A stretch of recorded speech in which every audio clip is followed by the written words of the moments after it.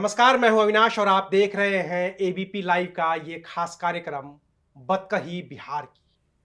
और बतकही बिहार की के आज के इस एपिसोड में बात होगी उस बात की जिसको लेकर के प्रशांत किशोर पिछले 2-3 महीनों से हमलावर हो रखे हैं। और सबसे ज्यादा हमला उनका है भारतीय जनता पार्टी पर और जनता दल यूनाइटेड पर, जिनका गठबंधन फिलवक्त सत्ता में है। लेकिन वो जो बात कर रहे हैं, क्या वो बात बिहार के वोटर तक पहुंच रही है? क्या जिस भ्रष्टाचार की बात को लेकर के प्रशांत किशोर ने अपनी मुहिम छेड़ी है, वो वोटरों को इतना प्रभावित करती है कि जब वो बूथ पे जाएंगे तो वो इस बात का आकलन करेंगे कि उनका नेता भ्रष्टाचारी है या नहीं? इन्हीं तमाम बातों को लेकर के आज हम बतकही बिहार की में इस पर बात करेंगे और कोशिश करेंगे ये समझने की कि क्या वाकई भ्रष्टाचार भी बिहार के चुनाव में कोई मुद्दा बन सकता है। शुरुआत करते हैं तीर्थेश जी से। तीर्थेश जी, प्रशांत किशोर बहुत बात कर लिए, भ्रष्टाचार की लगातार वो बात कर रहे हैं, सब पे आरोप लगा रहे हैं।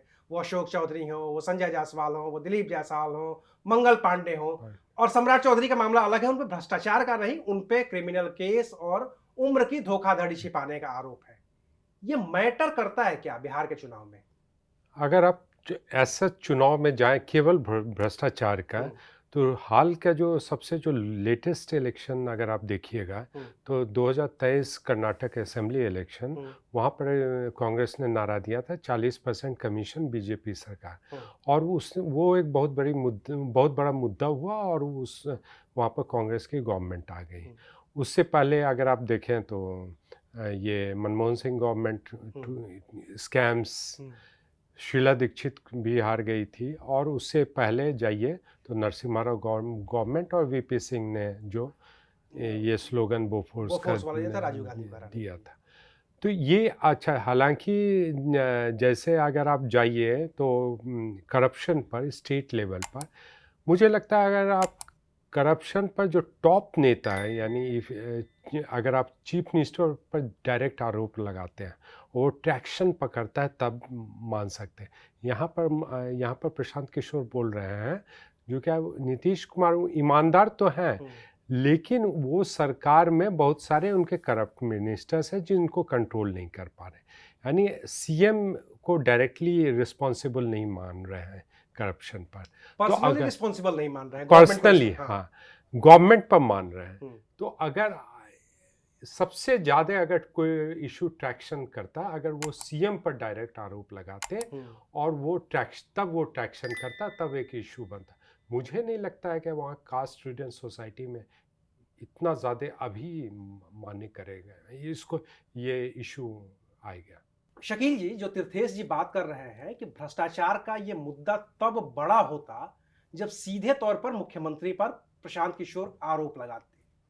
मुझे याद आ रहा है 1996 का चारा घोटाला बिहार का, उस वक्त का सबसे बड़ा घोटाला, जिसमें सीधे तौर पर मुख्यमंत्री पर आंच आई थी। मुख्यमंत्री के खिलाफ सीबीआई ने केस दर्ज किया था, और वो भी तब जब वो जनता दल के अध्यक्ष थे और जनता दल की केंद्र में सरकार थी, देवगौड़ा प्रधानमंत्री थे। इसके बावजूद जब बिहार में चुनाव होता है तो भले ही सीटें कम आती हैं, लेकिन लालू यादव ही जीतते हैं। इसके अलावा और भी तमाम हम भ्रष्टाचार के आरोप देख चुके हैं। नीतीश कुमार की सरकार पर सृजन घोटाले का आरोप लगा, पालना घोटाले का आरोप लगा। इसके बावजूद ये घोटाले, ये सारे आरोप किसी काम के नहीं रहे। जब लालू जीते तो लालू जीते, नीतीश कुमार जीते तो नीतीश कुमार जीते, कोई काम तो नहीं आया। कैसे देखते हैं आप इसको? मैं तीर्थेश जी की ही बात को आगे बढ़ाता हूं। सर ने जैसा कि बोला, सीएम पर अगर प्रशांत किशोर नीतीश कुमार पर डायरेक्ट इल्जाम लगाते तो बात बनती। बात ये नहीं, बात ये है कि नैतिकता पॉलिटिशियन के बीच में खत्म होती जा रही है। नीतीश कुमार, कहने का मतलब यह है कि बुराई का साथ देना भी बुरे में शामिल होना है। ये अब बात जनता, हम लोगों का मुद्दा यह है कि भ्रष्टाचार जो है बिहार में कितना मायने रखता है, कितना बड़ा मुद्दा है जनता के बीच में। नेताओं के बीच में ही जब भ्रष्टाचार बड़ा मुद्दा नहीं तो जनता क्या करेंगे? ये नीतीश कुमार 2017 में जब तेजस्वी यादव पर घोटाले का इल्जाम लगा तो साथ छोड़ दिए थे, और उसके बाद 2022 में साथ आ गए।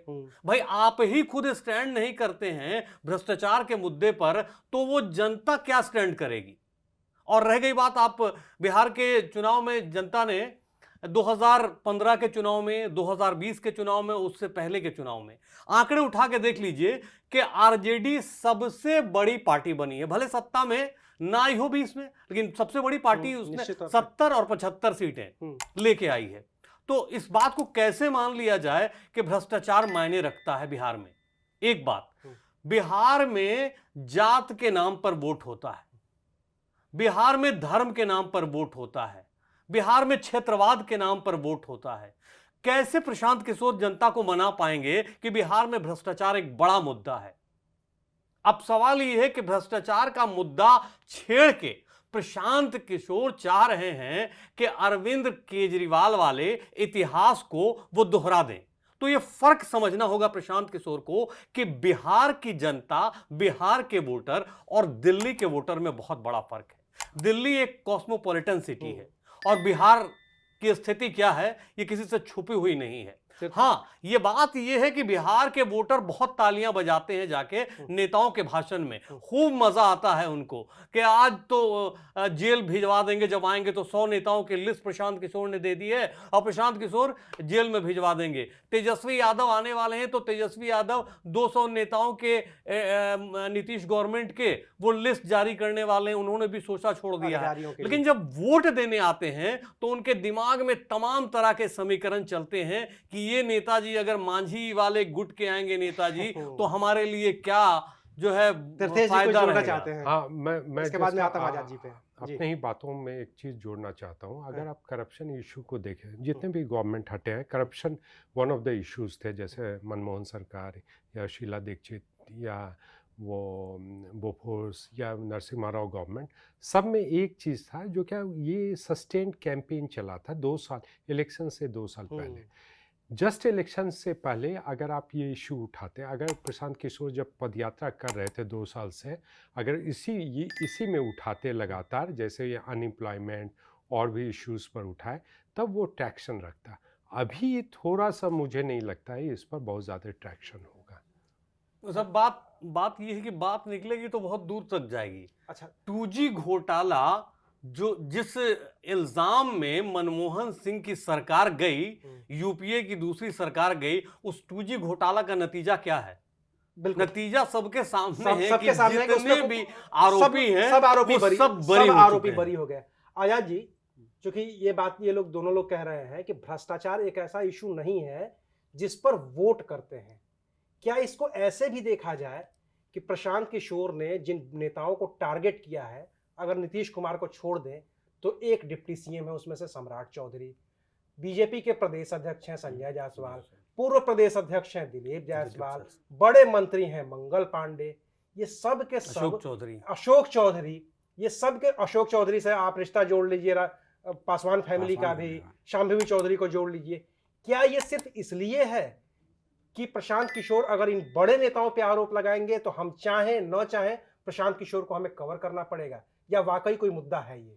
देखिए, इसमें तो कोई दो राय नहीं है कि प्रशांत किशोर सिर्फ और सिर्फ यानी चुनावों में एक ट्रैक्शन हासिल करने के लिए, यानी लोगों के बीच अपनी पार्टी को और ख़ुद को चर्चा में रखने के लिए ये सारा एक तरह से जो खेल रहे हैं या तमाशा कर रहे हैं, आप इसको जो कहना चाहें कह सकते हैं। क्यों?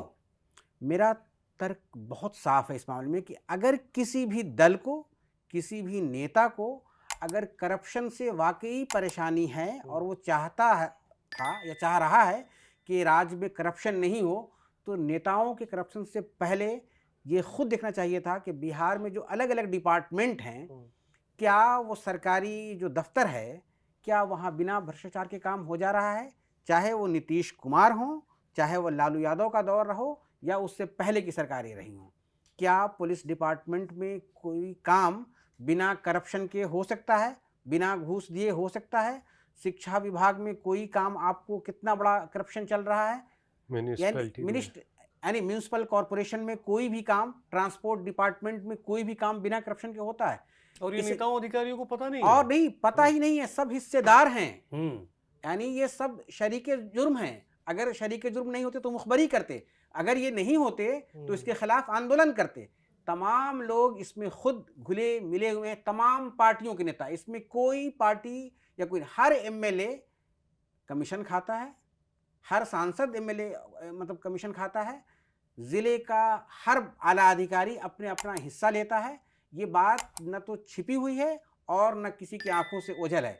जनता खुद भी इसमें शामिल है, उसका एक बड़ा तबका उसमें से फायदा उसकी उठा तो रहा है। मजबूरी है ना जनता की कि हमें काम कराने नहीं, जाना है, वो 5 बार दौड़ाएंगे, इससे बढ़िया भाई 500 रुपए ले लो, 1000 रुपए ले लो, मेरा ये काम और वो यकीनी काम बात है। तुरंत हो नहीं, जाए। तो मैं ये कह रहा हूँ कि किसी को भी करप्शन से कोई इशू नहीं है। सिर्फ और सिर्फ ये है कि चुनाव में किसी तरह से भोली भाली जनता को कुछ भटका सकें, कुछ इलेक्शन का आशा बुलबुला की बनाना है। किरण दिखा दें, कुछ आईना दिखा दें और अपना वोट हासिल कर लें। इसीलिए और ऐन चुनाव के वक्त में कोई भी मुहिम चलाना, किसी भी तरह की कोई तहरीक, कोई प्रदर्शन, कोई मतलब बावेला मचाना, ये सब बकवास की श्रेणी में आता है। और जैसा कि तीर्थेश जी कह रहे हैं, मैं खुद भी मानता हूं कि इसका चुनाव पर बहुत बड़ा असर होता हुआ नहीं दिखेगा। क्यों?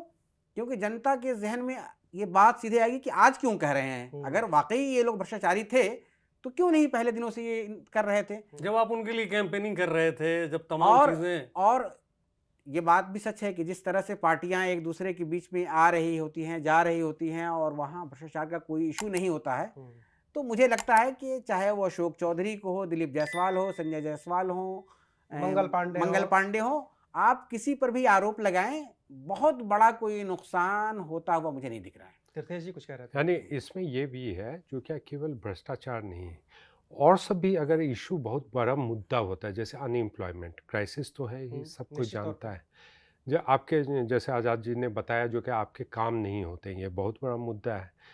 आपके जो रोड्स हैं, पुल जो टूटे हुए हैं, ये भी एक करप्शन, बनते हुए टूट जा रहे हैं। ये तो सबसे बड़ा करप्शन का मुद्दा होना चाहिए। ये क्यों नहीं आया? ये इशू को अगर आप पहले से लाते तब जाकर ये पूरे जाकर इस करप्शन पे कैंपेन बन पाता, ये पूरा कैंपेन बन पाता और वो कैंपेन बड़ा इशू बनता। महंगाई भी इसमें जोड़ लीजिए, तो ये सब सारा इशू बनता और तब जाकर गवर्नमेंट के अगेंस्ट लोगों को भी चलता है ये इशू पर वोट कर रहे हैं। केवल करप्शन मुझे नहीं लगता अब बहुत बड़ा इशू। आजाद जी एक चीज और है, आप अपनी बात रखिएगा। मैंने प्रशांत किशोर ने क्या कहा है, 3 साल में उन्होंने 231 करोड़ रुपए के आसपास कमाए हैं, वो इन्होंने एक्सेप्ट किया है। और ये कहा है कि मैंने इसमें से 30 करोड़ के आसपास, 30 करोड़ 95 लाख जीएसटी दी है और 20 लाख या कितना उन्होंने इनकम टैक्स दिया है। ये पहली बार वो खुलासा कर रहे हैं अपनी संपत्ति का कि 3 साल में उन्होंने कितना कमाया है। क्या ये भी इंपैक्ट करेगा? जो बार बार हम लोग सवाल पूछ रहे थे कि प्रशांत किशोर के पास पैसा कहाँ से आता है, वो प्रशांत किशोर कह रहे हैं कि भाई 3 साल में हमने सरस्वती की कृपा रही है और सरस्वती की कृपा से हमारे पास ये लक्ष्मी आई है और ये मैं खर्च कर रहा हूँ। ये सवाल भी लोग जनता पूछेंगे कि जो लक्ष्मी आई है वो किन लोगों के यहाँ से आई है, किस जगह से, और वो जो आई है, जो पैसे आए हैं, वो क्या बहुत ही साफ सुथरे लोगों के यहाँ से पैसे आए? एक चीज तो होगी ना सर, जीएसटी उन्होंने भरा है जब जिसका दावा कर रहे हैं, इनकम टैक्स उन्होंने भरा है जिसका वो दावा कर रहे हैं, तो वो तो सारा रिकॉर्ड आईटीआर में और सारी चीजों में होगा। नहीं तो इतना बड़ा पैसा देके तो ईडी तुरंत तोड़ जाती। नहीं, इसमें तो कोई शक नहीं है कि जब उन्होंने जीएसटी की बात कही है, मैं क्या कह रहा हूँ कि जिन पॉलिटिकल पार्टी से उनके साठगांठ हैं या जिन पॉलिटिकल पार्टी की उन्होंने सेवाएं की हैं पहले से, और यकीनी बात है कि वो पैसा, यानी जो पॉलिटिकल पार्टी के पास सारा पैसा गलत नहीं होता है, निश्चित तौर, लेकिन जो चुनावी बॉन्ड से पैसे आते हैं उस तो नैतिकता के सवाल पर तो है ही वो पैसा। ठीक है, भारत की अदालत ने उसको सही माना है, लेकिन नैतिक अदालत ने उसको सही नहीं माना है।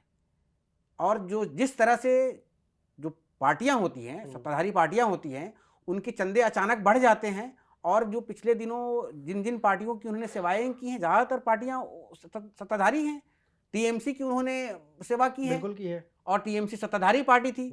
और जिस जमाने में उन्होंने नीतीश कुमार पार्टी से जुड़े रहे, नीतीश कुमार की पार्टी सत्ताधारी पार्टी थी। और ऐसा कौन सा गुण होता है कि सत्ताधारी पार्टी के पास ज़्यादा चंदे आ जाते हैं? यकीनी बात है कि उसमें नैतिक सवाल नहीं है। अगर नैतिक सवाल, अगर आप बहुत ही प्योर सच्ची पॉलिटिक्स कर रहे हैं तो अपने अंदर से वो नैतिक सवाल पूछिए।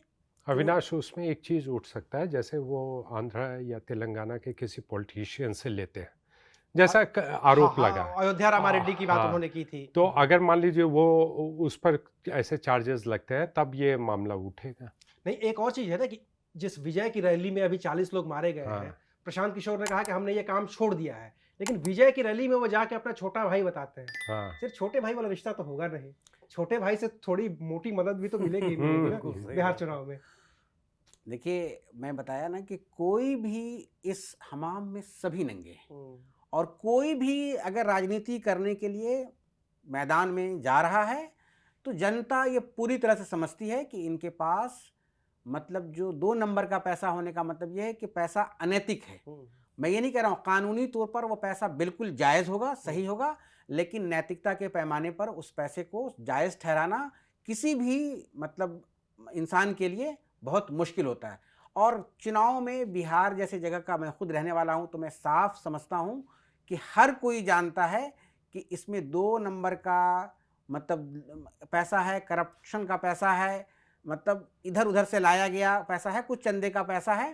तो इसलिए कोई भी आदमी ये अपने आप को ये कह दे चुनाव में कि नहीं मैं बहुत साफ सुथरा हूँ और मेरा सब कुछ यानी मेरी जो कमीज़ है वो बहुत ही सफ़ेद है और बिना दागदार है, ये कहना अपने आप को सिर्फ भरम पालने का है। जनता सब समझती है कि किसके पर कितनी कालिख लगी हुई है, और चाहे वो कितना ही नेक क्यों नहीं हो, रंग तो हर एक पर, कालिख तो हर एक पर लगी हुई है। इनफैक्ट अगर आप चुनाव के समय अगर देखिए जो ईसी का डेटा जो क्या है, कितने कैश बरामद होते हैं, काफ़ी ज़्यादा कैश बरामद कैश होते हैं। बरामद होते हैं, हाँ, शराब शराब की और जब्ती होती है। हाँ, आखिर और ये सब ऐसा सब क्यों? है ना वोटर्स के लिए वोटर्स के होता लिए है। नहीं, है। लेकिन अविनाश जी, सबसे बड़ी बात यह है ना कि ये तमाम चीजें तब होती हैं, नैतिकता की दुहाई दी जाती हैं, बड़े बड़े दावे किए जाते हैं। ये तमाम चीजें सर तब होती हैं जब वो विरोधी हो रहा होता है। मतलब हाँ। मेरे एजेंडे में जो नहीं है तो वो मेरा दुश्मन है, वो भ्रष्टाचारी है। ये रिसेंट में कौन से बड़े नेता हैं, कौन सी ऐसी पार्टी है नैतिकता के आधार पर जो ये दावा कर दे कि उसकी पार्टी के सांसद पर, विधायक पर, मंत्री पर इल्जाम लगा हो और उसकी सरकार होते हुए उसने जांच बिठाई हो? कितने बड़े एग्जाम्पल है। अब मुझे एक तस्वीर याद आती है कि योगी की सरकार आई थी, जब पहली फर्स्ट टर्म में योगी 17 की वाली। सरकार आई थी, इरिगेशन डिपार्टमेंट शिवपाल जी के हाथ में हुआ करता था।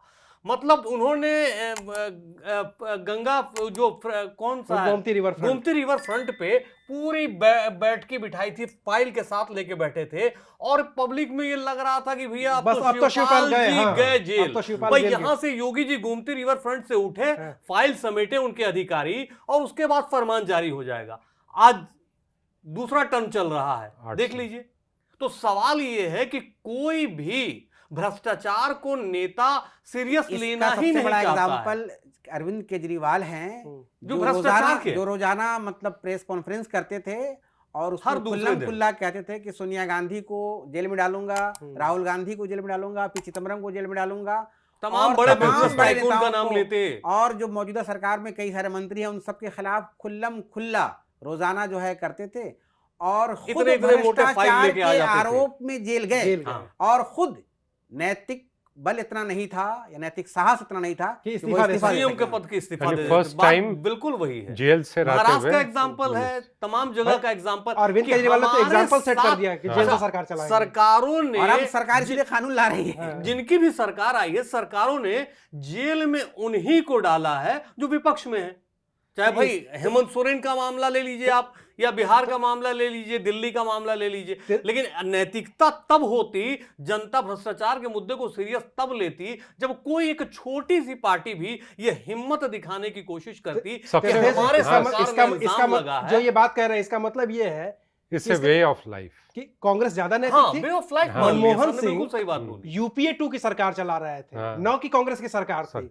सारे उनके सहयोगी दल थे, और सहयोगी दलों से भी लोगों को जेल जाना पड़ा है। हाँ, देखिए उन्होंने राजा अपनी गए। पार्टी के लोगों को भेजा, हाँ, कहीं रिजाइन मोदी को करवाया। जेल भेजा, राजा भी गए। हाँ। ए राजा भी ए गए, राजा। जबकि उनके सहयोगी थे। उनकी पार्टी के तो चलिए ठीक था। यानी इनफैक्ट सबसे पहले तो नटवर सिंह पर जब ऑयल फॉर हाँ, इराक स्कैम जो आया था, हाँ। तो सबसे पहले नटवर सिंह को रिजाइन करना रिजाइन पड़ा। करना पड़ा। नटवर सिंह को दो- रिजाइन करना 2005 पड़ा। में। मैं तो जेल जाने वालों की बात करूं, हम्म। लंबी फहरिस्त है हम्म। इसमें, जिसमें जेल गए थे ये लोग। और इस सरकार में आप जो इतने जल गए उसके हैं वो उसके विपक्ष उसके वाले बाद हैं। है ना, उसके जो बाद सारे जो पॉलिटिशियंस साथ में आ काफी गए वो थिक सब पाक स्किन्ड साफ हो हो गए, गए। थिक स्किन्ड हो गए हैं पॉलिटिशियन। अब है ना, इट्स वे ऑफ लाइफ, अब लोगों को बहुत मतलब ये ज्यादा एकदम कॉमन हो गया है कि कॉमन भ्रष्टाचार है। आ ही गया है, हाँ ये तो हमारे साथ ही रहेगा, क्योंकि हम तो हाँ 95-96 में भी देख चुके हैं ना, हाँ। लाल कृष्ण आडवाणी जैसे लोगों ने इस्तीफा दिया था। नहीं नहीं, नहीं, इस्तीफा ही दूसरी क्यों? बात 96 में जब पहली सरकार बनी वाजपेयी की, तो उस वक्त सिर्फ हम्म, एल के अडवाणी पर इल्जाम था, इल्जाम था सिर्फ। इल्जाम। और इस इल्जाम की बुनियाद पर वो मंत्रिमंडल में वो नहीं, उन्होंने चुनाव ही नहीं लड़ा। लोकसभा से इस्तीफा दिया था, हाँ, सिर्फ मतलब एल इस्तीफा के कुछ दिया करके और डायरी में उनको था जो। सर चुनाव ने नहीं लड़े। बिल्कुल बहुत अच्छी बात बोली है कि ये जानते वे ऑफ लाइफ लोगों ने मान लिया है। अभी मौजूदा दौर की मैं बात नहीं कर रहा हूं, लेकिन दिल्ली रेलवे स्टेशन का एक छोटा सा एग्जांपल देता हूं कि कई लोगों का वहां पे रोजगार है कि आप अगर जनरल टिकट लेते हैं, ऑनलाइन नहीं लेते हैं, तो वो आपको कतार में लगे बिना टिकट बना के दे देते हैं। और हमने सहज स्वीकार कर लिया है, ना तो रेलवे प्रशासन इस बात को सजग, अब की स्थिति नहीं बता सकता, लेकिन ना तो रेलवे प्रशासन इस बात को लेकर सजग था, ना पब्लिक को कोई फर्क पड़ता था कि भाई 500 का टिकट ले रहे हैं, 400 का टिकट ले रहे हैं, 20 रुपए इनको दे देते हैं। लेकिन ये छोटा मोटा बेसिक लेवल का भ्रष्टाचार था, तो पब्लिक ने मान लिया है भाई टेलीफोन का बिल जमा करवाने जाना है, बिजली का बिल जमा अविनाश, करवाने जाना है, कतार में यानी रहेंगे, 20 इनफैक्ट है रुपए ना, दे देंगे। करप्शन है ना, केवल पैसे के लेन देन नहीं, आप गवर्नमेंट को कैसे चलाते हैं, आपका गवर्नमेंट एफिशिएंट है क्या नहीं, वो सबको भी लाना चाहिए करप्ट प्रैक्टिसेस। आपके पुल क्यों गिरे हैं, उस पर हाँ। कार्रवाई हुई है क्या नहीं। आप 17-18 पुल यानी 20 पुल बिहार में हाल में 2-3 साल में गिर गए, उस पर उस पर कोई थोड़ा बहुत नॉइज हुआ, फिर बंद हो गया। क्यों ऐसा क्यों हो रहा है? ना सरकार ने सीरियस लिया, ना विपक्ष क्योंकि उठा रही है। आपकी पुलिसिंग सिस्टम उतना वो नहीं है, आपके जो एंटी करप्शन स्क्वाड जो है वो एक्टिव नहीं है, उस पर काम नहीं हो रहा है। अच्छा आजाद जी, फाइनल कमेंट। प्रशांत किशोर भ्रष्टाचार का जो इशू उठा रहे हैं, जिस पे हम लगातार बात कर रहे हैं, और ये हम मान रहे हैं कि भ्रष्टाचार, सिर्फ भ्रष्टाचार का मुद्दा उठा करके प्रशांत किशोर वो हासिल नहीं कर सकते जिसको वो हासिल करने की कोशिश कर रहे हैं। प्रशांत किशोर को और मेहनत करनी पड़ेगी इन सब इश्यूज पे। देखिए, शायद प्रशांत किशोर भी समझते हैं, मैं ये नहीं कह रहा हूँ कि प्रशांत किशोर को इस बात की समझ नहीं है, बल्कि वो इस मामले में रणनीतिकार हैं, उनको खुद भी पता है। वो इस बार शायद अपने आप को ये साबित कर देना चाह रहे हैं कि अगला चुनाव प्रशांत किशोर की ही धुरी में होगा, यानी जिसको भी लड़ना होगा वो प्रशांत किशोर से ही लड़ना होगा।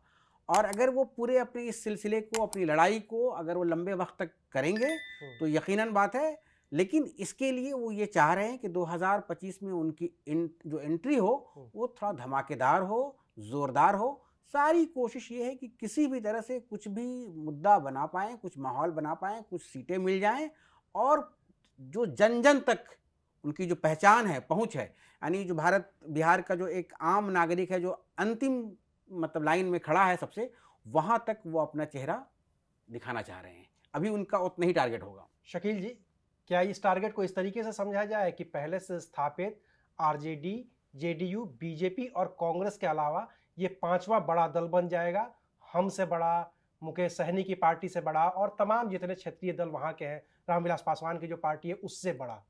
क्या ये कोशिश दिखती है आपको? प्रशांत किशोर की यही कोशिश दिखती है, इसलिए कि तीर्थेश सर ने शुरुआत में ये बात बोली थी, वो बिल्कुल सही बात बोली थी कि अगर आप किसी मुद्दे पर बहुत कंसर्न हैं, बहुत सीरियस हैं, तो आपको चुनाव से बहुत पहले भ्रष्टाचार का मुद्दा उठाना चाहिए था। आप बिहार में घूम रहे थे, सारी जगह घूम रहे थे, लेकिन आज तक कभी घोटाले नहीं आए। इलेक्शन करीब आया तो आपको ये लगा कि लाइमलाइट में बने रहना चाहिए।